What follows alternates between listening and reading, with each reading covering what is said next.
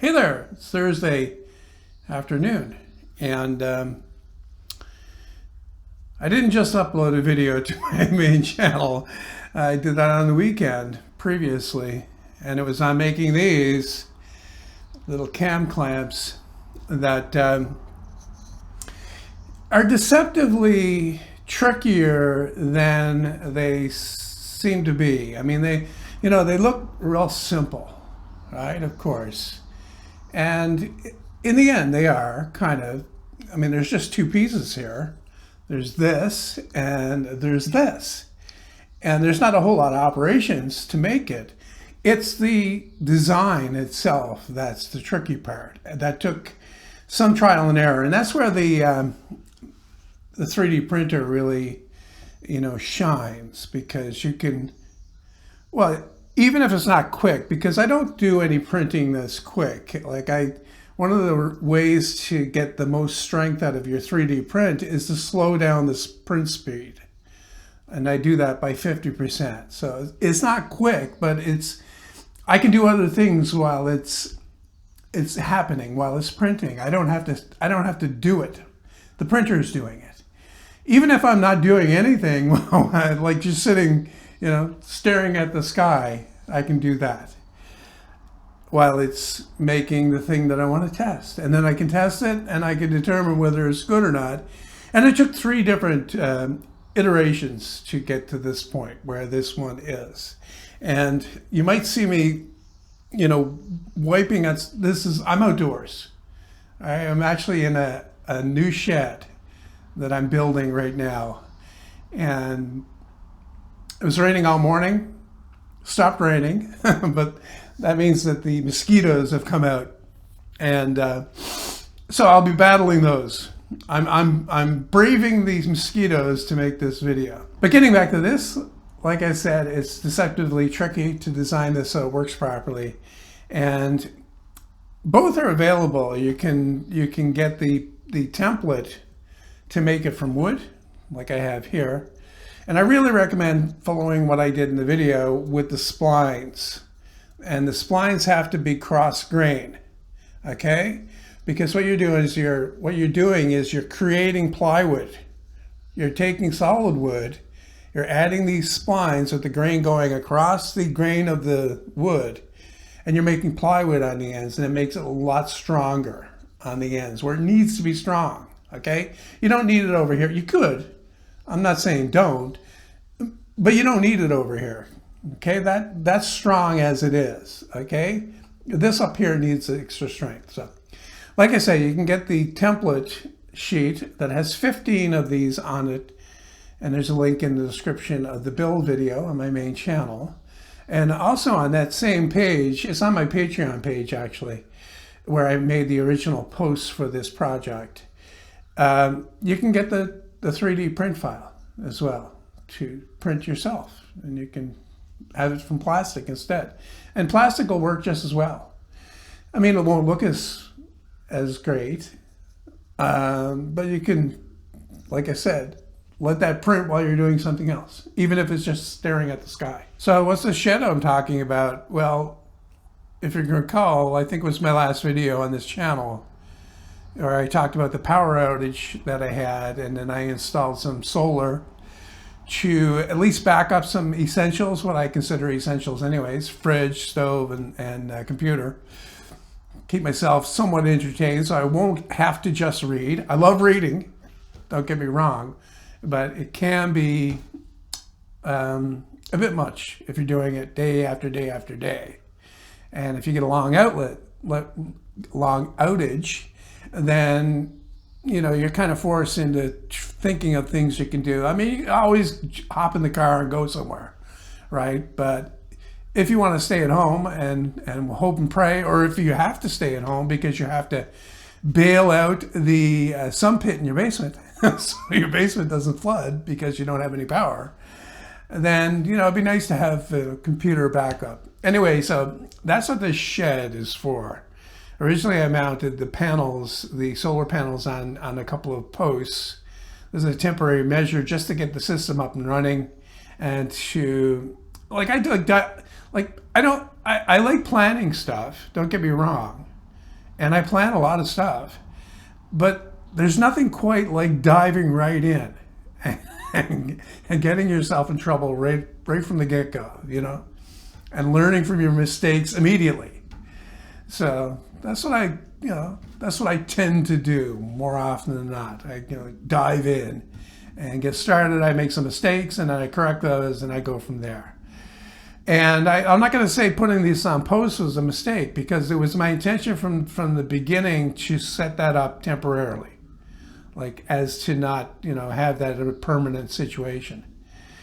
And as I was doing it, it occurred to me that like I need another shed. I need a place to put my snowblower. If you can recall, last year I talked about possibly moving my shed, not my shed, my shop, into my other shed, the bigger one behind my shop.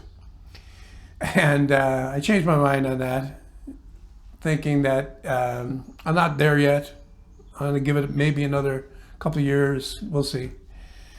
But I still need a shed, a place to put the snowblower and the other lawn stuff. Right now, my lawnmower is sitting outdoors underneath my table, my outdoor work table, that is mostly just a junk collector since I built it and put it outside that other shed. But it's sitting underneath there in the weather.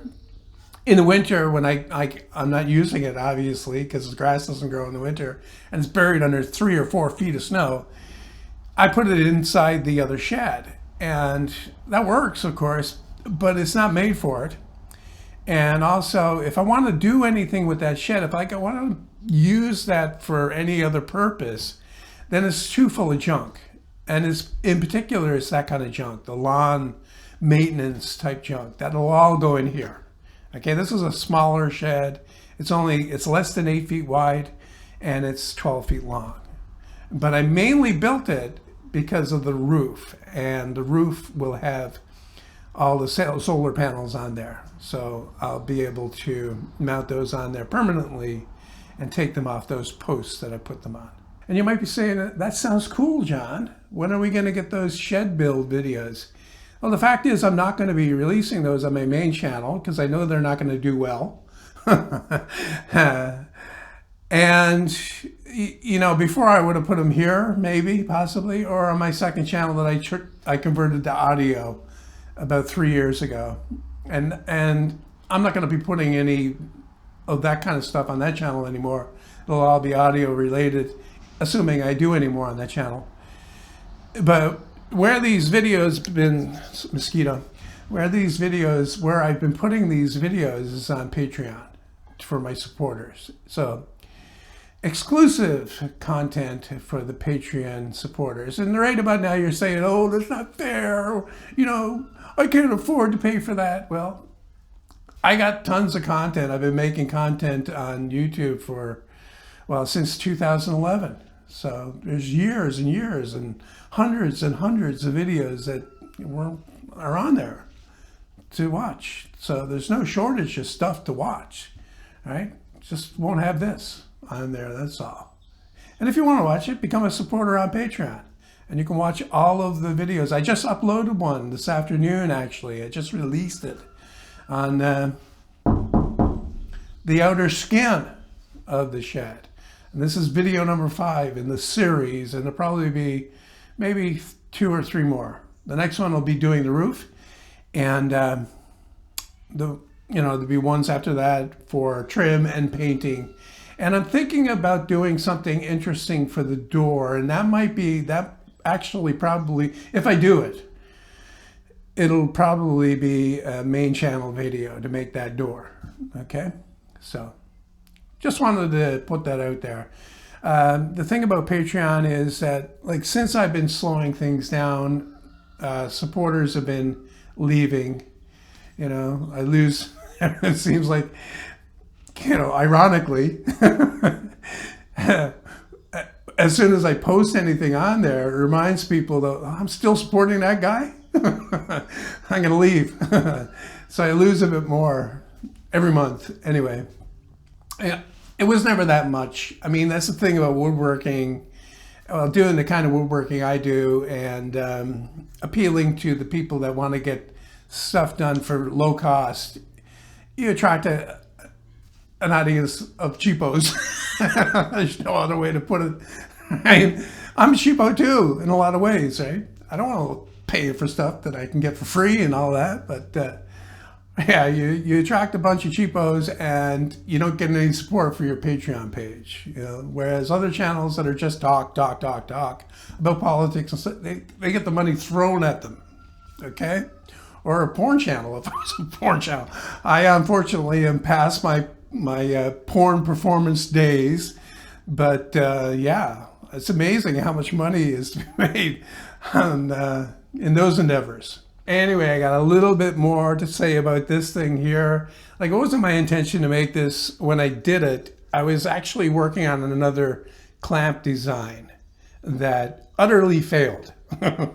Everything I tried to do with the clamp failed. And I threw up my hands and I said, you know, I got to do something that's not going to fail. and here it is. So, yeah.